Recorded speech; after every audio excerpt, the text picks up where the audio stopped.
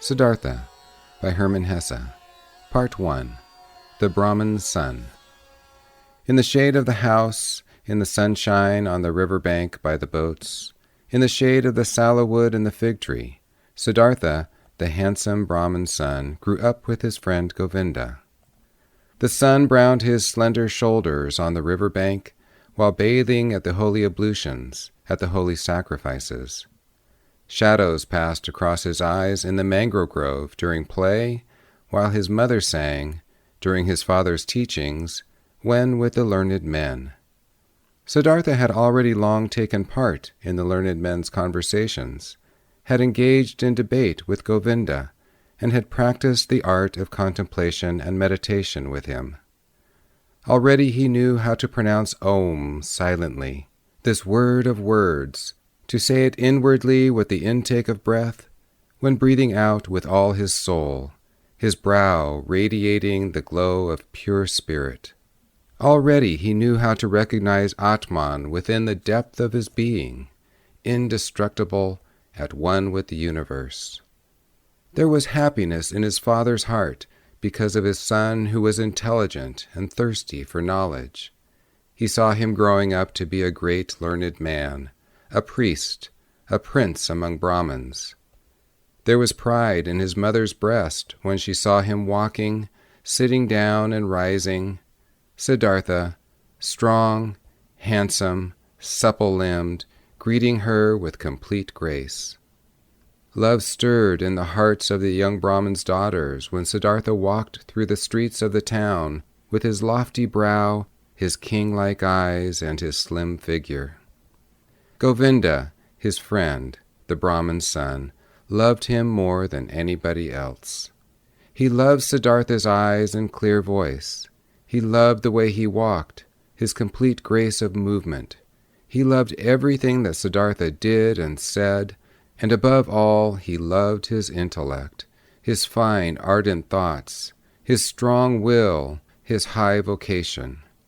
Govinda knew that he would not become an ordinary Brahmin, a lazy sacrificial official, an avarice dealer in magic sayings, a conceited, worthless orator, a wicked, sly priest, or just a stupid sheep among a large herd. No, and he, Govinda, did not want to become any of these, not a Brahmin like 10,000 others of their kind. He wanted to follow Siddhartha, the beloved, the magnificent. And if he ever became a god, if he ever entered the all-radiant, then Govinda wanted to follow him as his friend, his companion, his servant, his lance-bearer, his shadow.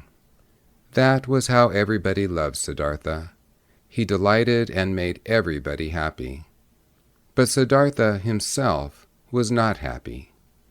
Wandering along the rosy paths of the fig garden, sitting in contemplation in the bluish shade of the grove, washing his limbs in the daily bath of atonement, offering sacrifices in the depths of the shady mango wood with complete grace of manner, beloved by all, a joy to all, yet there was no joy in his own heart.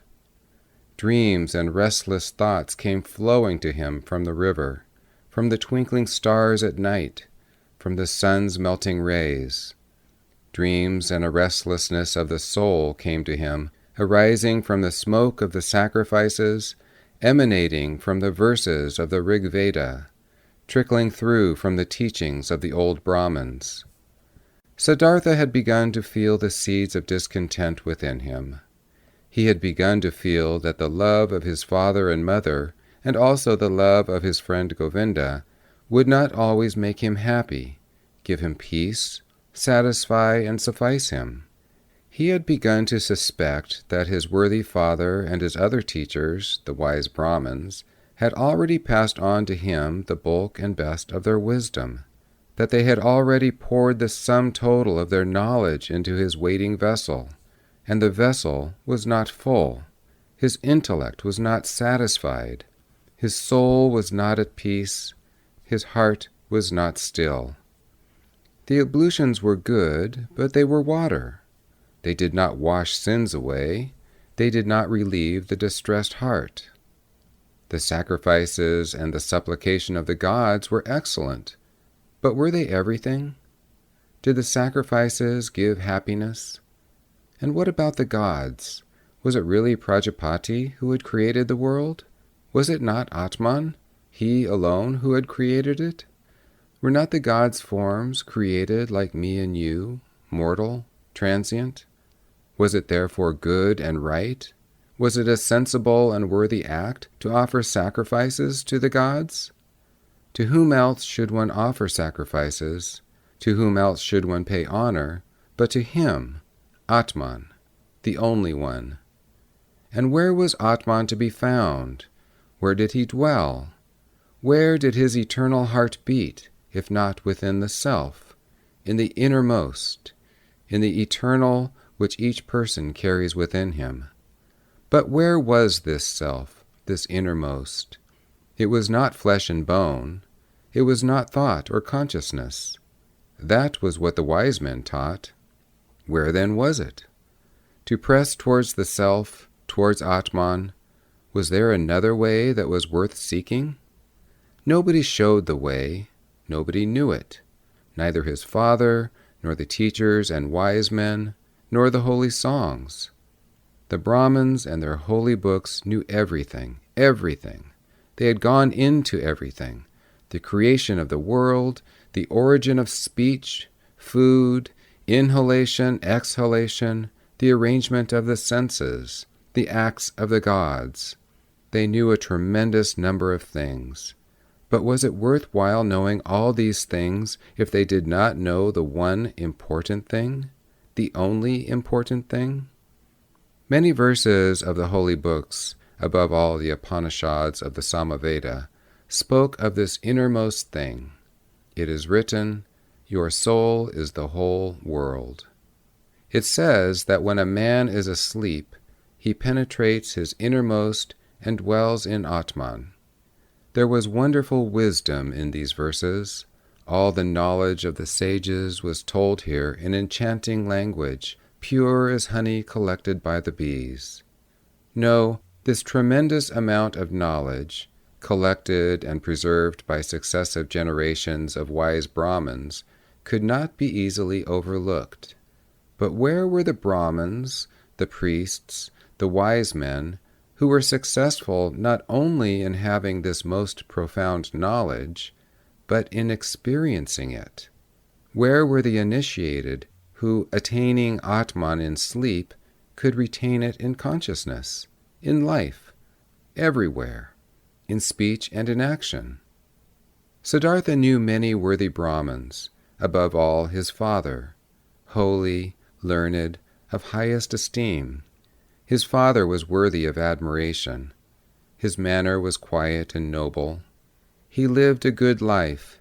His words were wise. Fine and noble thoughts dwelt in his head. But even he who knew so much, did he live in bliss? Was he at peace? Was he not also a seeker, insatiable? Did he not go continually to the holy springs with an insatiable thirst, to the sacrifices, to books, to the Brahmins' discourses? Why must he, the blameless one, wash away his sins and endeavor to cleanse himself anew each day? Was Atman then not within him? Was not then the source within his own heart? One must find the source within one's own self. One must possess it. Everything else was seeking, a detour, error. These were Siddhartha's thoughts. This was his thirst, his sorrow. He often repeated to himself the words from one of the Chandogya Upanishads. In truth, the name of Brahman is Satya. Indeed, he who knows it enters the heavenly world each day. It often seemed near, the heavenly world, but never had he quite reached it. Never had he quenched the final thirst. And among the wise men that he knew and whose teachings he enjoyed, there was not one who had entirely reached it, the heavenly world, not one who had completely quenched the eternal thirst. "Govinda," said Siddhartha to his friend, Govinda, come with me to the banyan tree. We will practice meditation. They went to the banyan tree and sat down, 20 paces apart. As he sat down, ready to pronounce the Om, Siddhartha softly recited the verse, Om is the bow, the arrow is the soul. Brahman is the arrow's goal, at which one aims unflinchingly. When the customary time for the practice of meditation had passed, Govinda rose. It was now evening. It was time to perform the evening ablutions. He called Siddhartha by his name. He did not reply. Siddhartha sat absorbed, his eyes staring as if directed at a distant goal, the tip of his tongue showing a little between his teeth. He did not seem to be breathing. He sat thus, lost in meditation, thinking Om, his soul as the arrow directed at Brahman. Some samanas once passed through Siddhartha's town. Wandering ascetics, they were 3 thin, worn-out men, neither old nor young, with dusty and bleeding shoulders, practically naked, scorched by the sun, solitary, strange, and hostile. Lean jackals in the world of men. Around them hovered an atmosphere of still passion, of devastating service, of unpitying self-denial. In the evening, after the hour of contemplation, Siddhartha said to Govinda, Tomorrow morning, my friend, Siddhartha is going to join the samanas. He is going to become a samana. Govinda blanched as he heard these words and read the decision in his friend's determined face, undeviating as the released arrow from the bow. Govinda realized from the first glance at his friend's face that now it was beginning. Siddhartha was going his own way. His destiny was beginning to unfold itself, and with his destiny, his own. And he became as pale as a dried banana skin. "Oh, Siddhartha," he cried, "will your father permit it?" Siddhartha looked at him like one who had just awakened. As quick as lightning he read Govinda's soul, read the anxiety, the resignation. "We will not waste words, Govinda," he said softly. "Tomorrow at daybreak I will begin the life of the samanas. Let us not discuss it again." Siddhartha went into the room where his father was sitting on a mat made of bast. He went up behind his father and remained standing there until his father felt his presence. "Is that you, Siddhartha?" the Brahmin asked. "Then speak what is in your mind." Siddhartha said, "With your permission, father, I have come to tell you that I wish to leave your house tomorrow and join the ascetics. I wish to become a samana. I trust my father will not object." The Brahmin was silent so long that the stars passed across the small window and changed their design before the silence in the room was finally broken. His son stood silent and motionless with his arms folded. The father, silent and motionless, sat on the mat, and the stars passed across the sky. Then his father said, "It is not seemly for Brahmins to utter forceful and angry words, but there is displeasure in my heart. I should not like to hear you make this request a second time." The Brahmin rose slowly. Siddhartha remained silent with folded arms. "Why are you waiting?" asked his father. "You know why," answered Siddhartha. His father left the room displeased and lay down on his bed. As an hour passed by and he could not sleep, the Brahmin rose, wandered up and down, and then left the house. He looked through the small window of the room and saw Siddhartha standing there with his arms folded, unmoving. He could see his pale robe shimmering. His heart troubled, the father returned to his bed. As another hour passed and the Brahmin could not sleep, he rose again, walked up and down, left the house and saw the moon had risen. He looked through the window. Siddhartha stood there unmoving, his arms folded. The moon shone on his bare shin bones. His heart troubled, the father went to bed. He returned again after an hour, and again after 2 hours, looked through the window and saw Siddhartha standing there in the moonlight, in the starlight, in the dark.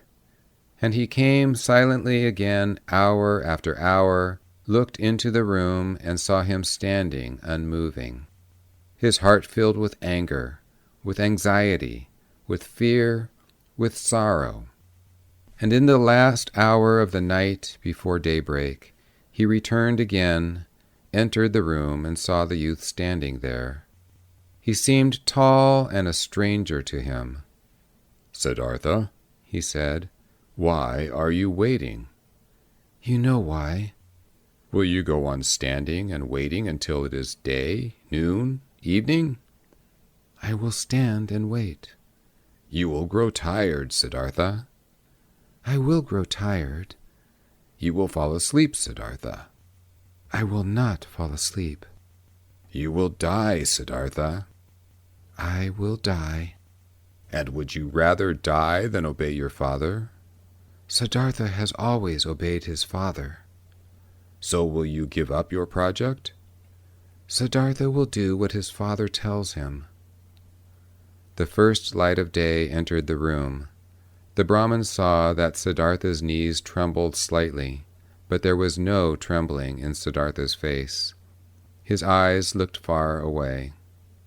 Then the father realized that Siddhartha could no longer remain with him at home, that he had already left him. The father touched Siddhartha's shoulder. "You will go into the forest," he said, "and become a samana.